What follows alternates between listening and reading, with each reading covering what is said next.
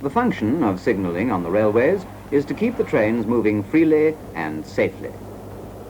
The type of signal most generally used is the semaphore, either lower or upper quadrant. Lower quadrant means that the signal arm is lowered when pulled off, whilst with upper quadrants the arm is raised.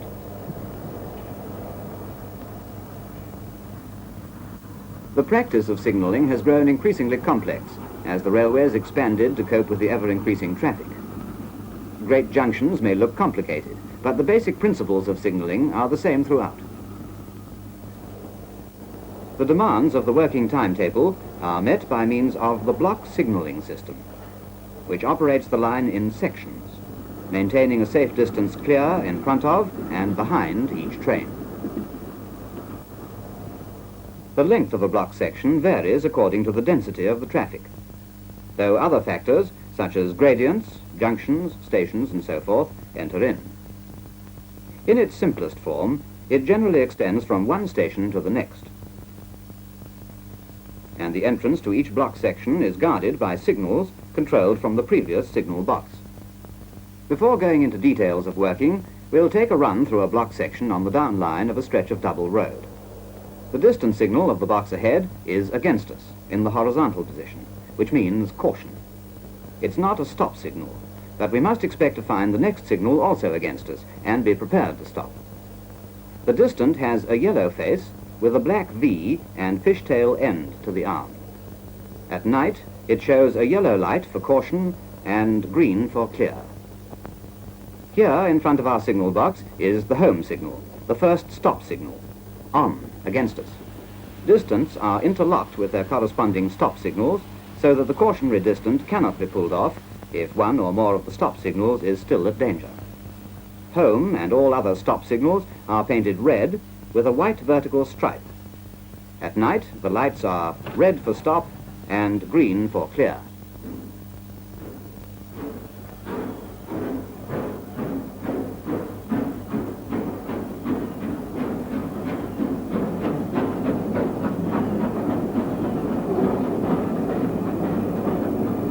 Here is the station. In advance of the platform is the starting signal, or starter. This signal will have to be pulled off before the train can enter the section ahead. The reverse sides of all signals are white with a black stripe, which prevents confusion with signals for the other direction. At night, a small white light shows when the arm is at danger. Before we leave the section, let's make sure we understand exactly what a block section is. Here, the block section of a down line consists of the stretch from A's starter to B's home. The object of absolute block working is to ensure adequate space intervals between trains on the same line, and therefore the basic principles consist of the prevention of more than one train being in the same block section at any one time. Now let's see how the particular signals are controlled from the box we just passed. This is a simple manual signal box. From this box, the signalman, let's call him Bert, controls all the points and signals in his area, together with the entrance to the block sections ahead on either road. The various levers are differently colored for easy distinction. Yellow for distance, red for stop signals, black for points, white for spare levers, and so on. They're also numbered to relate them to the diagram above. Just as distance signals are interlocked with their homes and starters so that they cannot be pulled off on their own, so various other signals and points are interlocked one with another so that conflicting roads cannot be thrown open at the same time.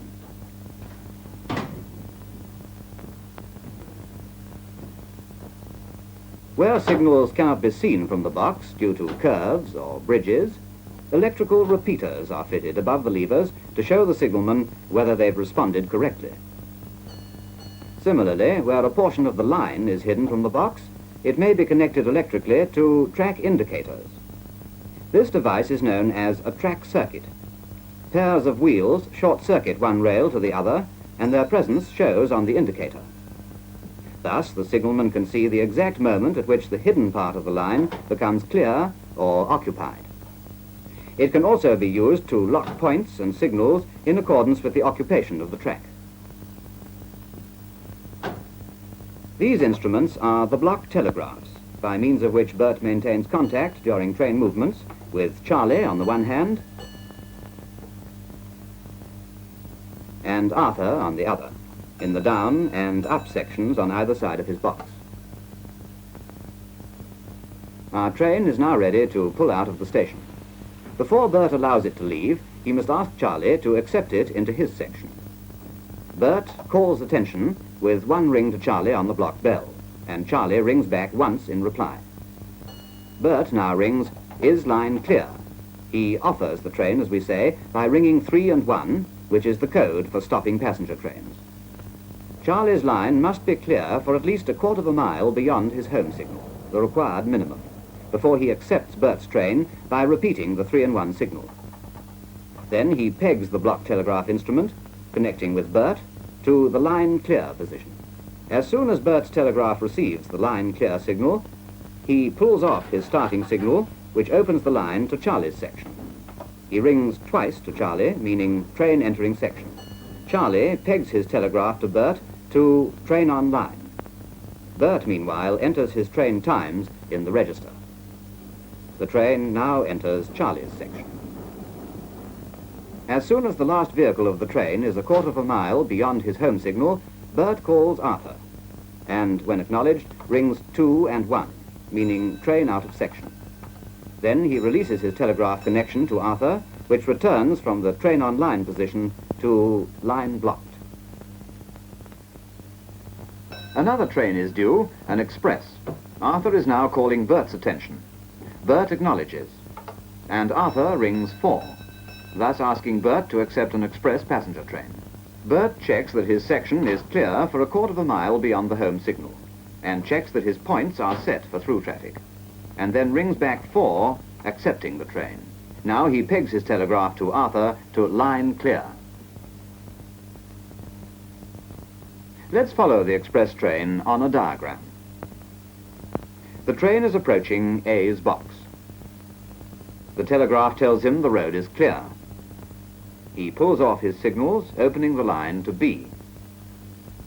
A rings train entering section to B, who pegs train on line. As the train passes A's signals, he puts them back. B calls C's attention. C replies. B asks C to accept an express train. 4 rings. C accepts. 4 rings. And pegs to line clear. B pulls off his signals. Now it's B's turn to ring train entering section, and C's to reply by acknowledging and pegging train on line. When the train is a quarter of a mile beyond his home signal, B rings train out of section to A. 2, pause, 1. A acknowledges. B restores his telegraph to line blocked and puts back his signals. C obtains permission from the next signal box in advance, pulls off his signals, and the express proceeds on its way.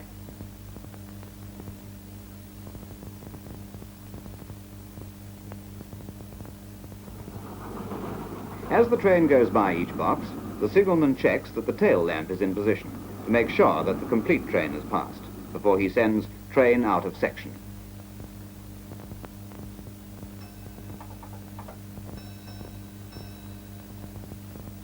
Finally, he completes his train register.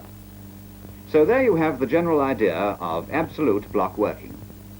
The title helps to distinguish it from permissive working, where, generally at large passenger stations or on goods lines, a signalman is permitted under proper safeguards to admit trains to an occupied section.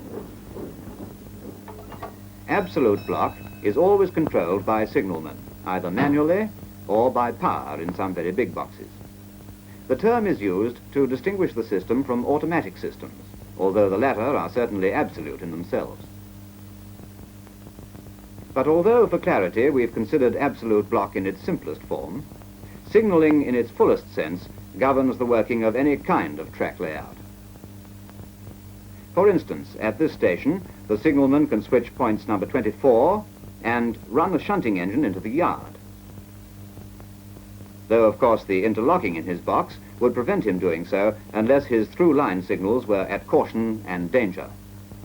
Where facing points are concerned, as at number 14, a facing points locking lever would be included.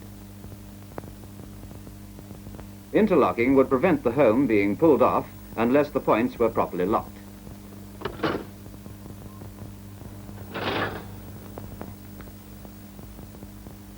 This detector prevents the appropriate signal being operated unless the points are pulled right over to the stock rail and locked in position, less than 1/8 of an inch clearance being allowed. All these devices are applicable to all systems of signaling, and so are many other types of signal, such as a disc signal, which is used to permit shunting back over trailing points or for through-running line. It's simply a small stop signal at ground level called a Tommy Dodd or dolly. Then there's the repeater signal, usually of the banner type, set where the main signal may be obscured from some positions by, say, a brick. Colored lights in which the semaphore arm is dispensed with show a bright hooded light, and thus give the indication by day in the same manner as at night. Nor must the importance, especially in shunting or unusual operating, of hand signals be forgotten.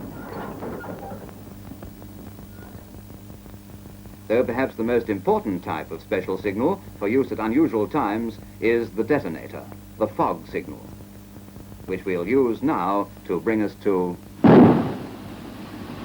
end.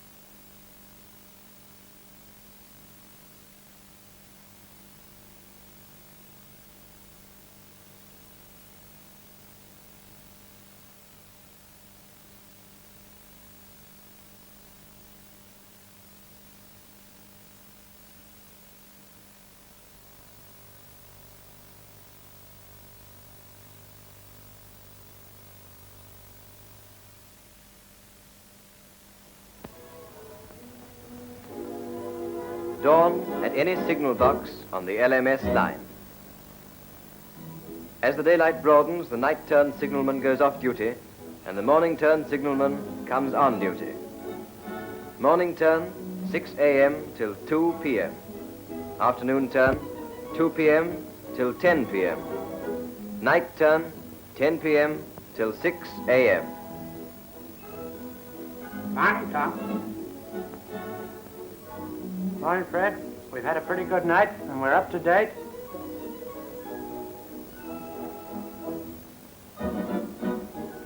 The signal boxes of the LMS never sleep.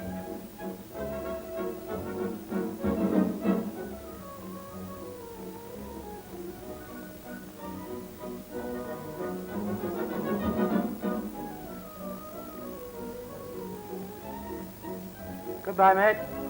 Bye.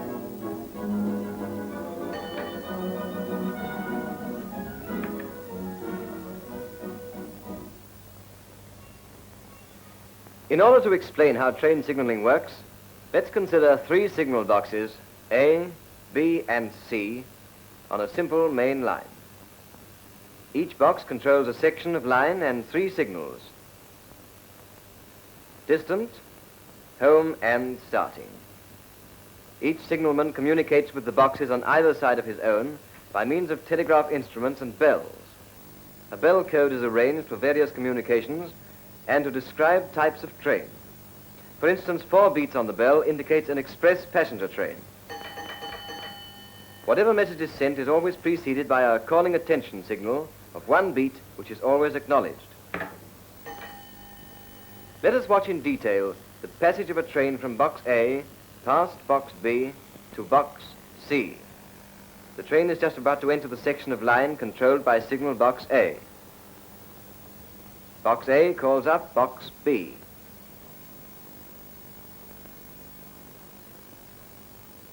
Box A calling attention.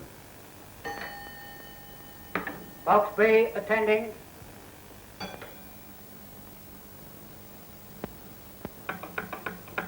Is line clear for express passenger train? Having made sure that his section is clear, Box B answers. Line clear for express passenger train. At the same time, puts the needle of his instrument to line clear. This moves the corresponding needle in Box A, and signalman A can put his signals to all clear and the train can proceed.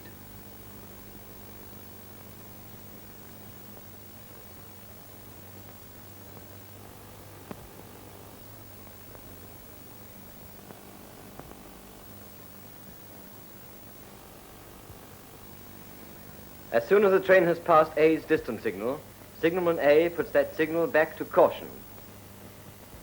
When the train is passing Box A, signalman A again calls up Box B and sends. Train entering your section.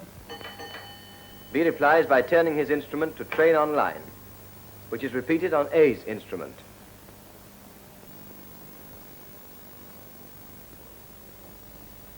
The train passes Box A's home and starting signals, and these are put to danger after it.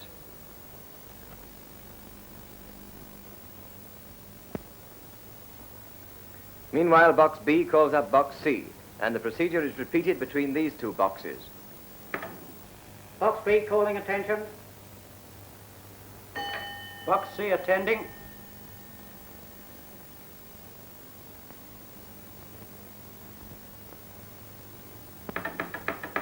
Is line clear for express passenger train? Line clear for express passenger train. Signalman B puts his signals to all clear for the train.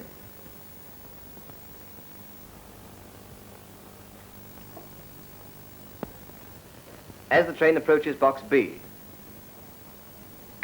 Box B calling attention. Box C attending.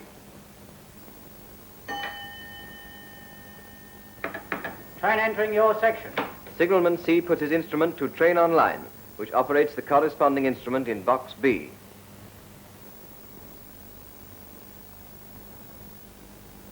The train passes Box B and signalman B puts his signals to danger behind it.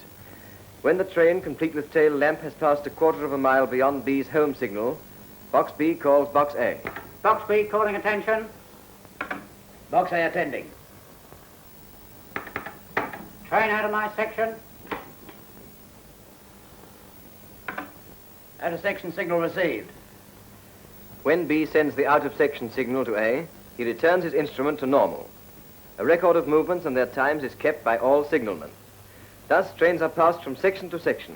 Immediately a train has passed, the signals protecting it are put to danger, and so they will remain until the line ahead is clear and the next train is ready to proceed.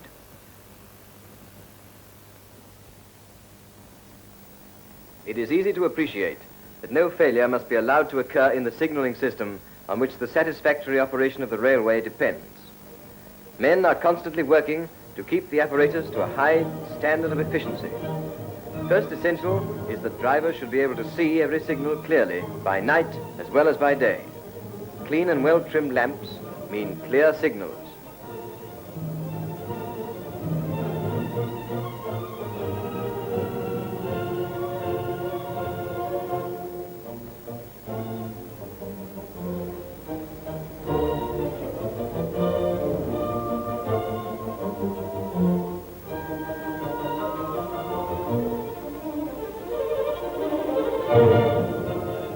The more delicate apparatus associated with signaling is under the care of skilled men.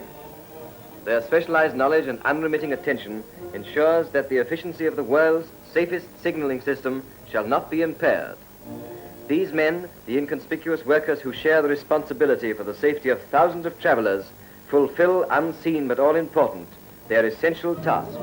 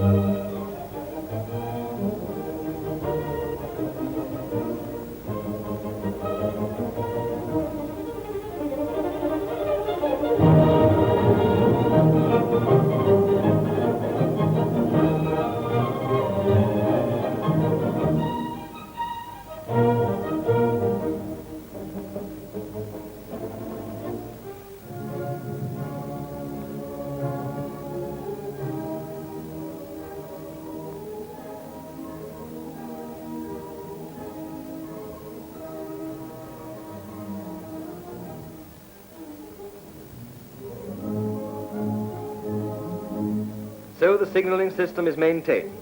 On its successful operation depends the punctual running of more than 30,000 trains a day. Euston, departure point for 175 trains every day. From U2 box, the first signal is sent for any train bound for the north or west of England. After its departure, no train will leave the unceasing care of the signals and the signalman until it arrives at its destination.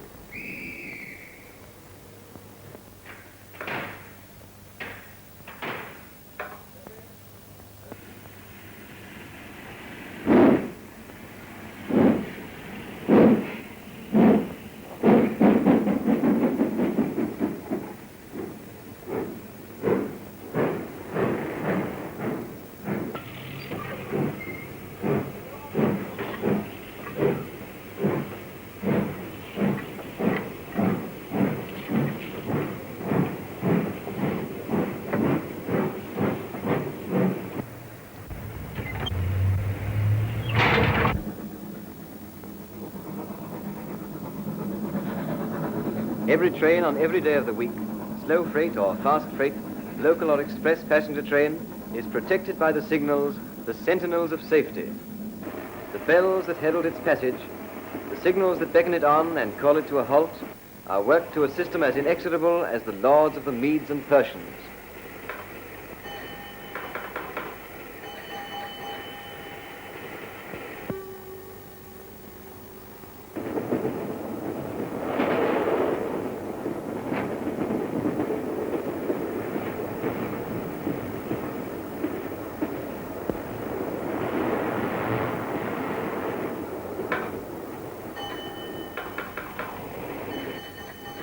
The bells speak their message.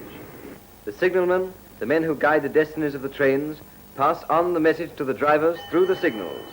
Red, stop. Green, go. Watch for the distant signal. It's clear. Past home and starting. Distant signal again. On the 19,000 miles of steel highway is heralded by the bells and guarded by the signals.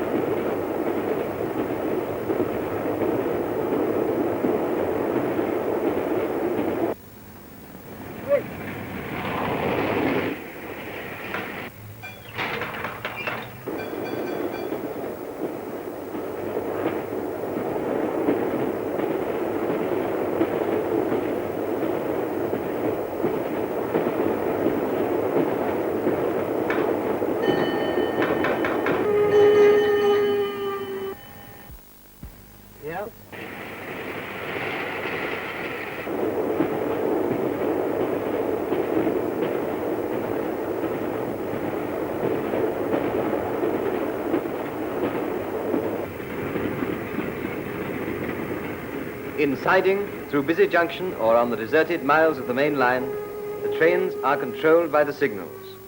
The trains are passed from section to section as they thread their way through the mazes of points or surge smoothly over the metals. Faster even than the trains, the messages flash from box to box. Calling attention. Can you take passenger train? Line clear. Train entering section. Train out of section. Can you take express passenger train? And so on, again and again. There must be no failure in the system, no hesitation by the signalman, or the trains will lose time. Safety must be maintained. Punctuality must be maintained. The signaling system ceaselessly at work sees to it that there is perfect safety and no delay.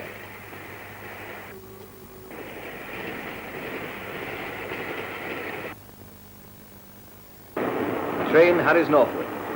60 miles an hour. 70 miles an hour, 80 miles an hour, through the open country, past little villages, with the track driving ahead, straight as an arrow. Hurrying northward, hurrying northward. Signals stand at all clear till she passes. The distant signals are sighted, passed, the home signal, the starting signal, again the distant, the repetition conveying to the driver the assurance that all is well, that the train may speed on with safety.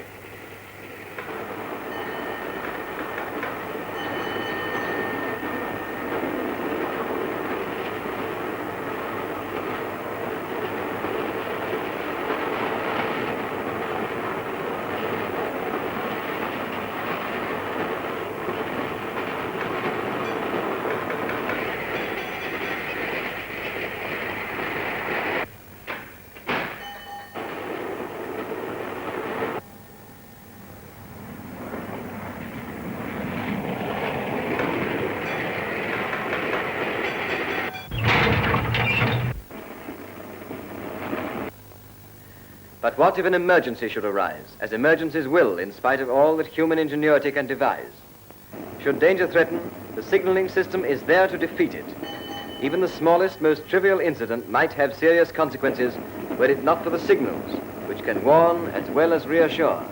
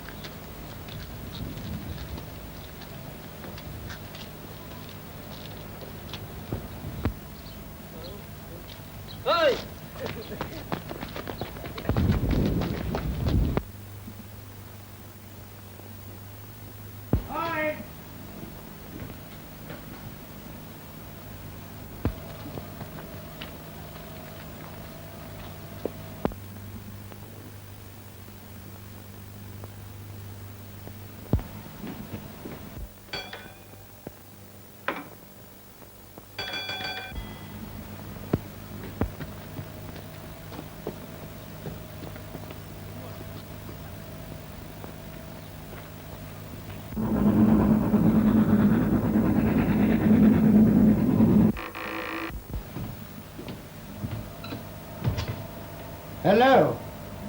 George, we've got an old cow loose on the line. Yes, I've seen her. And I've refilled the legs.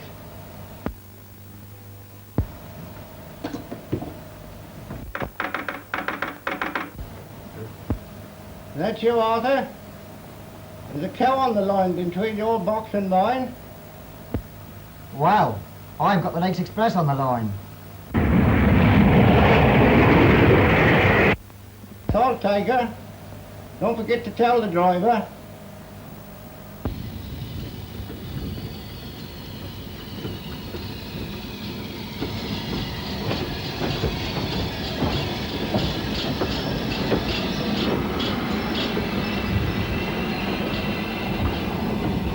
Oi! There's a cow on the line.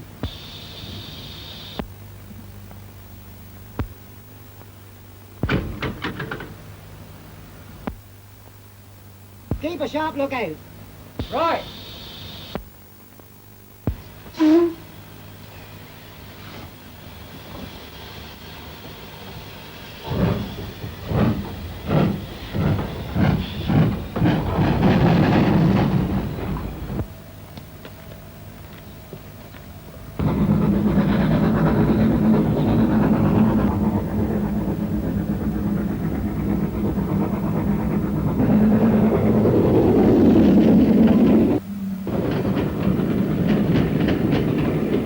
The Lake Express. That's what you stopped. You okay?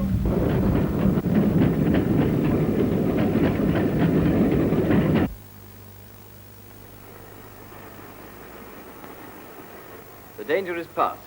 Once again, the signals repeat their message, all clear.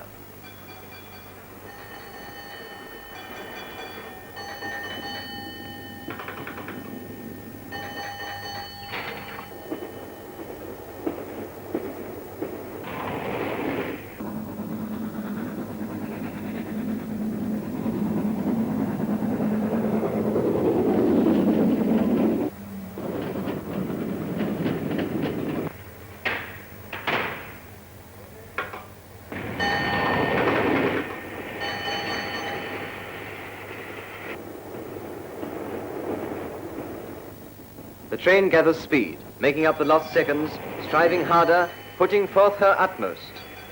Industrial England, through the smoke and haze of thousands of factory chimneys, through the grim manufacturing towns where the workers toil at the machines, the express speeds. Past the teeming miles of little houses the train storms, flinging white steam from her chimney, haughty, proud in her going. Distant, home, starting. Distant, home, starting. The messages that had their inception at Euston continue. The signals tell the same story, line clear for the Lakes Express.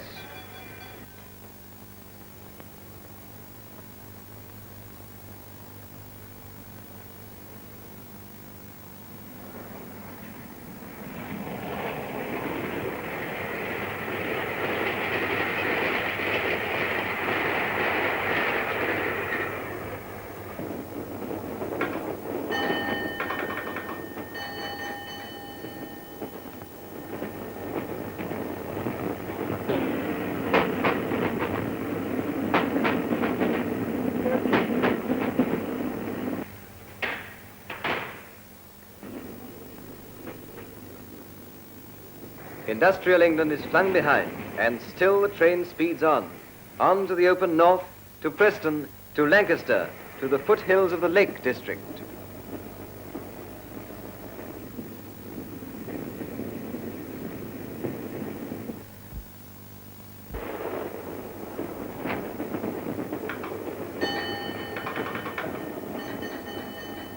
From Oxenholme, the Lakes Express is taken on by a tank engine to Windermere, to the end of the journey. But though this train's journey may be finishing, though the driver, fireman and guard may go off duty, the work of the signal boxes and the signalman is not finished, for their concern is with every train and every engine that moves on the railway. Though to the passenger this may be the Lakes Express, to the signalman it's just another train.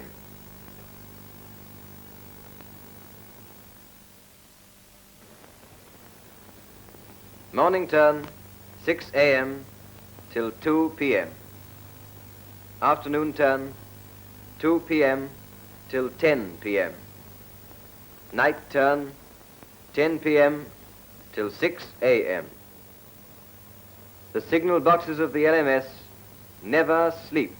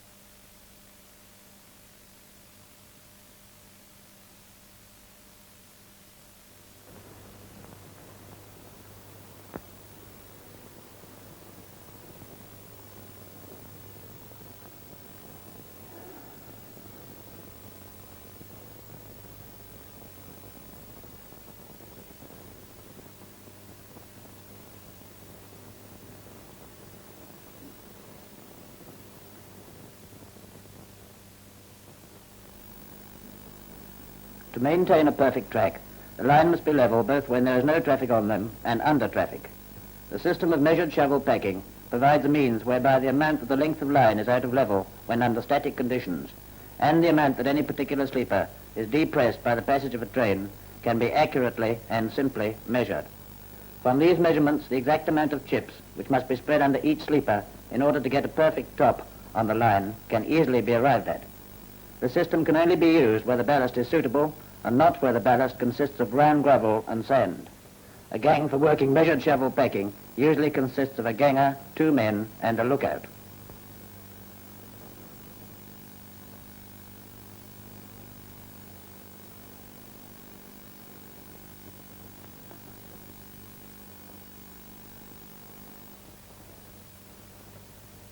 On their arrival, the ganger first inspects the stretch of line and makes sure that all chairs are screwed tight to the sleepers and that the rail is tightly keyed to the chairs.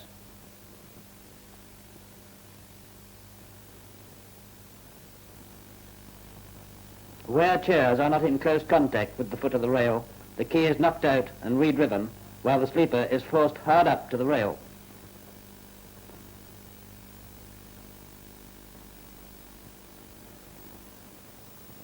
To measure how much the rail is out of level when no traffic is on it, a set of 3 sighting boards is used. The sight board, the intermediate board, which is adjustable for height, and the target board. The ganger sights along the rail and locates 2 high spots, 80 to 120 feet apart, and they are marked.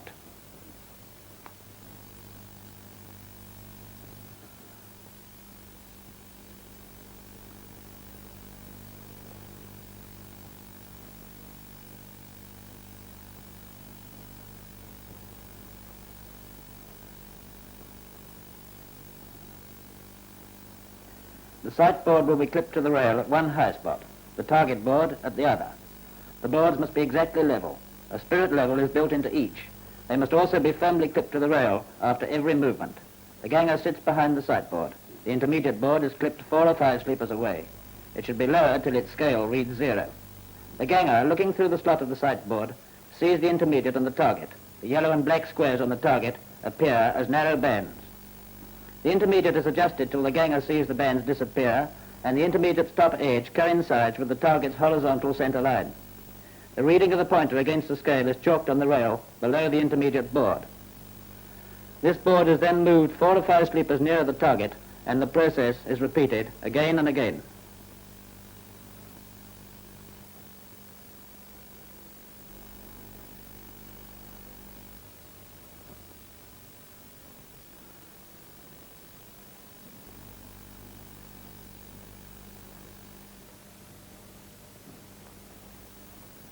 There is now a figure at every 4th or 5th sleeper. These are graded by quarter, half or whole canisters, and a figure given to each sleeper.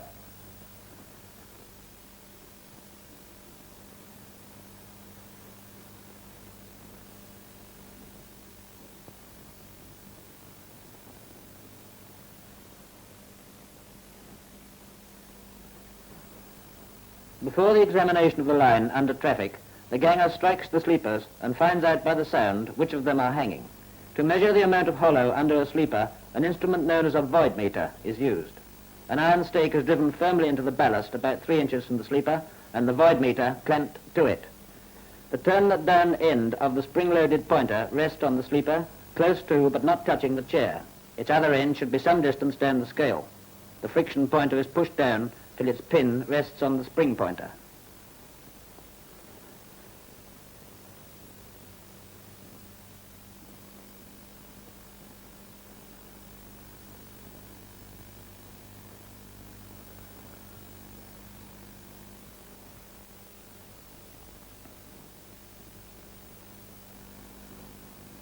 Twelve void meters are provided for a gang, and as many as possible should be set up before the passage of a train.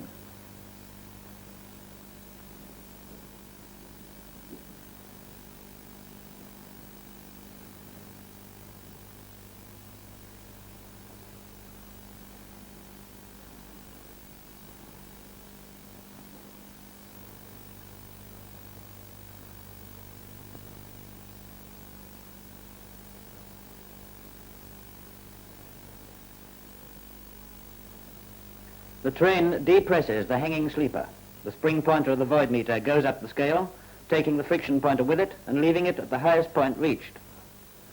After the passage of the train, the number of divisions between the 2 pointers is read, and this figure chalked on the sleeper. There is now a void meter figure on every hanging sleeper and a sighting board figure on the rail at each sleeper. These figures represent the number of canisters of chips which must be put under each sleeper.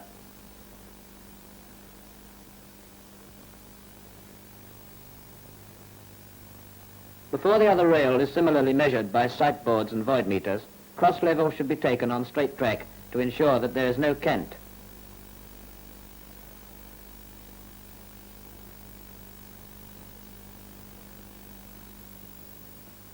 Where there are 2 figures applying to a sleeper, they are added together. The result is the number of canisters of chips which must go under that sleeper. The measuring canister for chips has a slot near the top. When 10-inch sleepers are being packed, the canister is filled with chips up to the slot.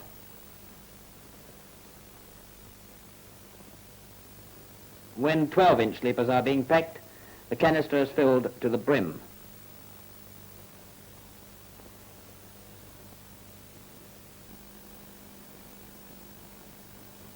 The boxing of heavy ballast between the sleepers is now opened out where the figures show that it is necessary.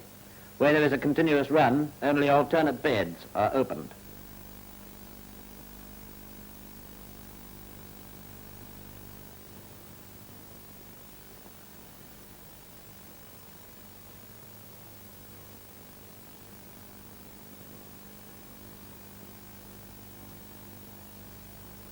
After this, the line is jacked up with the jack on the outside of the line for safety.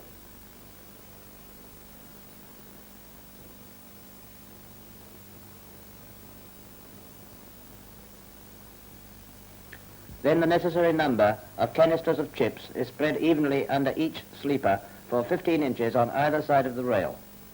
It will be remembered that the figures read off from the sighting boards and the void meters represent units of canisters of chips.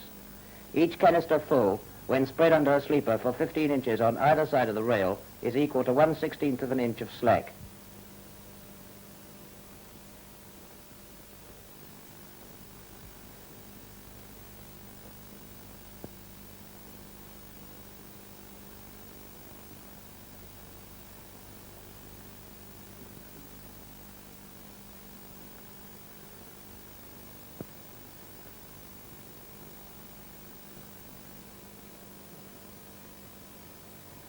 For this film, a newly packed sleeper was removed and revealed a perfect bed of chips for 15 inches on either side of the rail.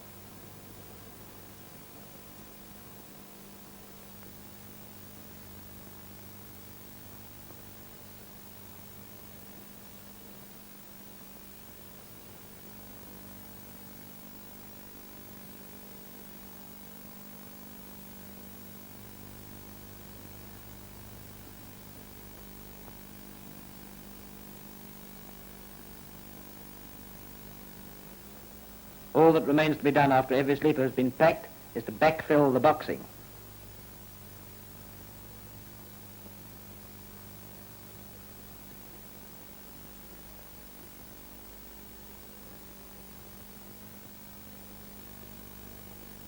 A test taken with a void meter while a train passed over a newly packed sleeper revealed no slack at all.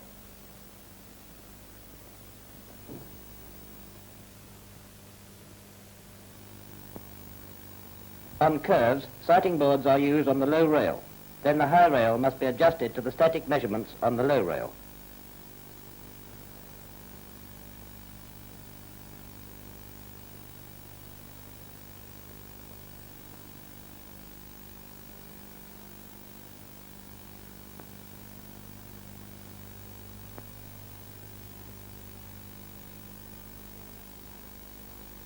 The step board for checking cant is graded in steps of 1/8 of an inch.